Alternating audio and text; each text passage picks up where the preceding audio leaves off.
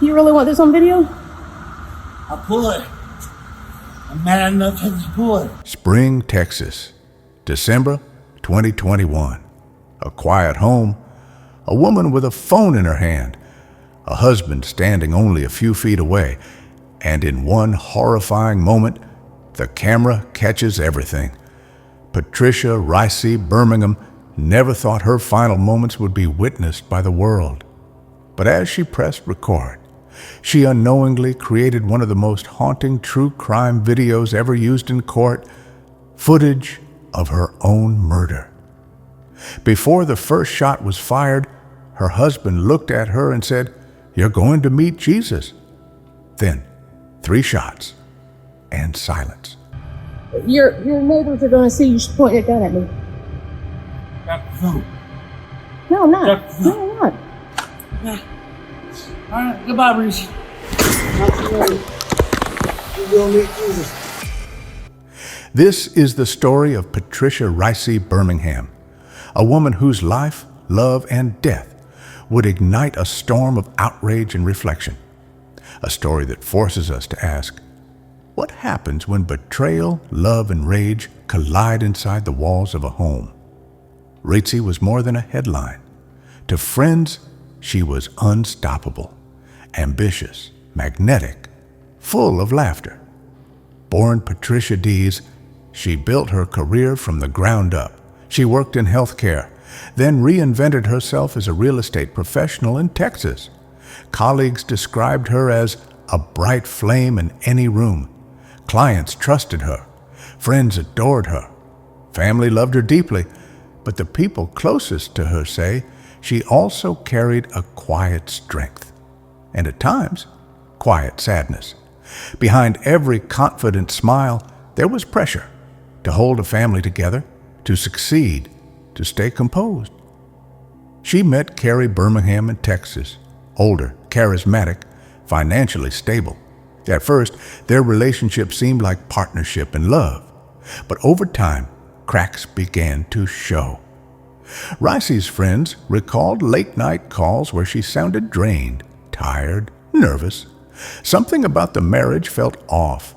Control, jealousy, emotional tension. No one could have imagined how dark it would become. It was an ordinary Monday, December 6th, 2021. Their daughter Olivia was at school. The Birmingham Spring, Texas home sat on a quiet street lined with trees and Christmas lights. Inside, tension had reached its breaking point. Your grandmother was fat, and that's what you're going to know because you don't do a goddamn thing to take care of it. Oh my God, we're not going on the fat train now, are we? Yeah, we'll Are we hopping on the fat train now? What the hell is wrong with you? How did you gain so much weight? You don't look healthy. You don't even encourage me when I lose weight. Police later pieced together the timeline. An argument erupted, heated, emotional, violent. Carrie had learned of an alleged affair. To this day, we don't know exactly what Rici said, but we know she pulled out her phone. She began recording, maybe to protect herself, maybe to document what she feared was coming. And then, Hey, Reese, where'd you get that bag that I gave you? That Christmas bag. Where'd you get it? Huh?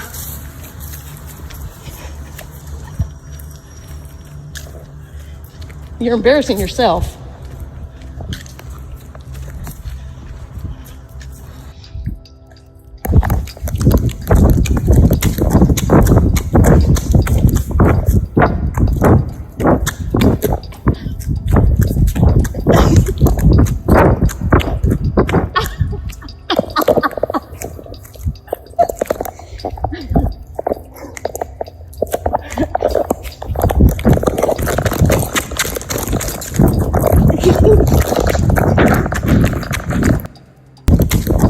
You done playing the stupid games? Yeah.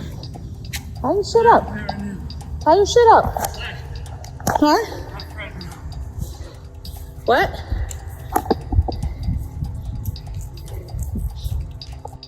on camera, Carrie approaches, holding a shotgun. His voice is calm, too calm. He looks at her and says the words that still haunt anyone who hears them. You're going to meet Jesus. You really want this on video? I'll pull it. I'm mad enough to just pull it. Your neighbors are going to see you pointing a gun at me. I'm ready to go. Drop the phone. No, I'm not. No, I'm not. Okay. All right, goodbye, Reese. You gonna meet Jesus. 3 gunshots follow. When police arrived, Patricia lay on the driveway. My hands in the air. What else could I do? Keep him in there. What's going on? Where's the weapon at? Where's the weapon? I don't know. Put your hands behind your back for me. Anybody else inside the residence? No. So, gentlemen, this would go a lot smoother if we were sitting in my living room. I'm not out in front of all my neighbors. And I'll be honest with you, I'll be more talkative if I could be at my table, and I'll need a tall glass of vodka with just a shot of cranberry juice. Where's the shotgun? I don't know. It's your weapon? Yeah. What you gonna get?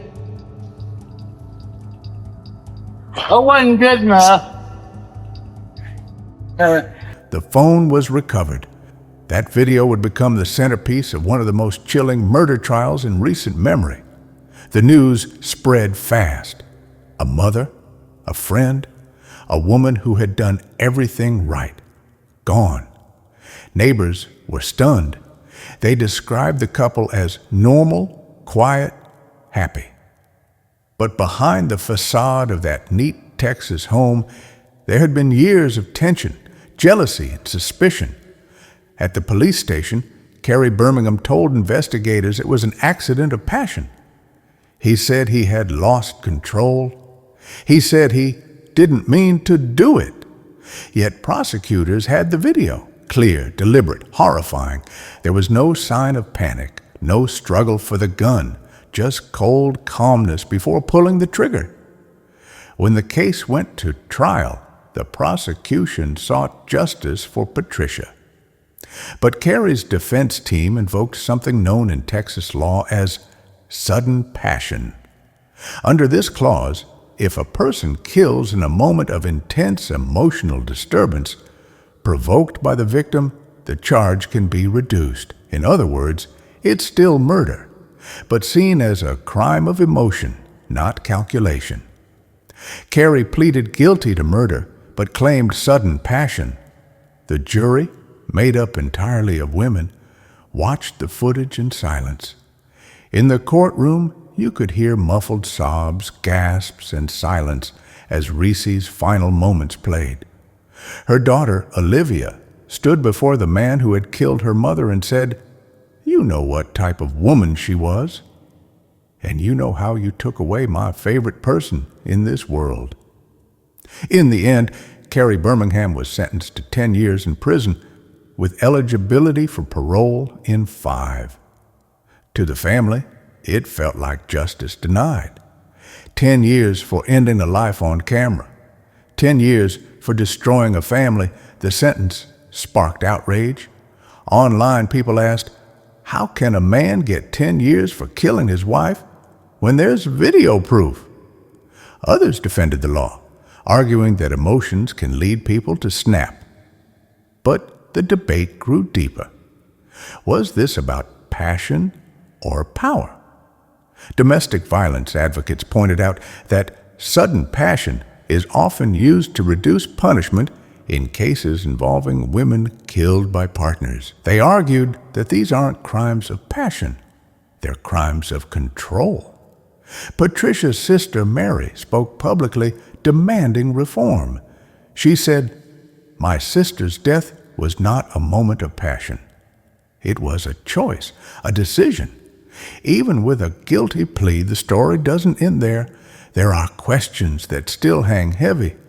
Why was Patricia filming? Did she know what was coming? Did she hope the video would save her or expose the truth after her death? Investigators never found signs that she intended to harm anyone. The only weapon in that driveway was in Carrie's hands, but one chilling fact remains. She pressed record, almost as if she knew. It's possible that years of tension had taught her to document everything, or perhaps she felt a sixth sense that something terrible was about to happen. Some speculate that the act of filming was her final attempt to take back power. If she couldn't stop what was coming, she could at least leave evidence, a digital witness that could not be silenced. Olivia, their daughter, carries the weight of that day. She lost both parents, one to murder, one to prison.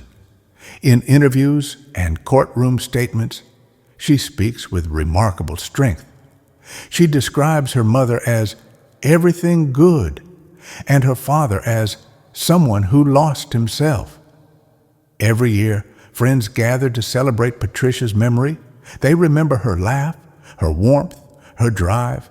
They remember that behind every tragic headline is a real human being. Her death has inspired others to speak up, especially victims of domestic emotional abuse who fear escalation. In Texas, advocacy groups now use Patricia's story to raise awareness about the signs of emotional control and the danger of minimizing violent outbursts as passion. So what truly caused Patricia's death? Was it betrayal, anger, control, or something deeper, a societal mindset that excuses violence as emotion? Theory 1, the betrayal trigger. Carrie snapped when faced with infidelity, acting out of rage. Theory 2, premeditation. He had time, calmness, and intention. The phrase, "you're going to meet Jesus," wasn't passion, it was purpose. Theory 3, fear and documentation. Patricia had sensed the danger long before that day, and recording was her last act of self-defense. Whichever theory you believe, the truth is chillingly clear. This was not an accident. It was the end of a slow, burning storm, a marriage poisoned by control, mistrust, and fear. Patricia Rici Birmingham's story is more than a crime. It's a warning of how quickly love can turn to danger and how easily justice can feel incomplete. In her final act, Patricia pressed record, and though her life ended that day, her voice, silent, visual, undeniable, continues to speak for victims who never got the chance to be heard. So, what do you believe happened that day in Spring, Texas? Was it sudden passion or something far more deliberate? Let us know your theory in the comments below.